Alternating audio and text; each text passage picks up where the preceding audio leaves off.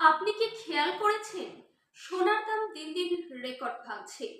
কিন্তু প্রশ্ন হলো, সোনার দাম এত দ্রুত বাড়ছে কেন? এর পেছনে কয়েকটি বড় কারণ রয়েছে।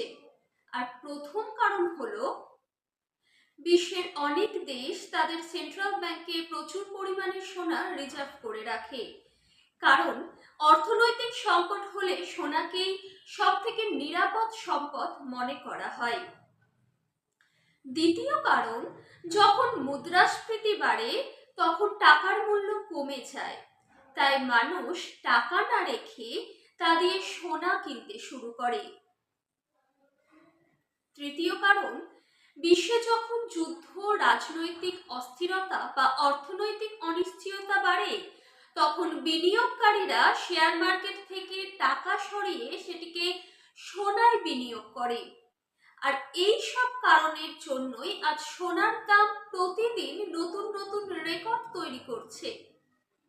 কিন্তু সব থেকে বড় প্রশ্ন হলো, সোনার দাম কি ভবিষ্যতে আরো বাড়বে নাকি হঠাৎ কমে যাবে? এই বিষয়টা আমি একটি বড় ভিডিওতে বিস্তারিতভাবে ব্যাখ্যা করেছি। ভিডিওটি দেখতে চাইলে আমার চ্যানেলে গিয়ে পুরো ভিডিওটি অবশ্যই দেখতে পারেন এবং জেনে নিতে পারেন সোনার ভবিষ্যৎ কি।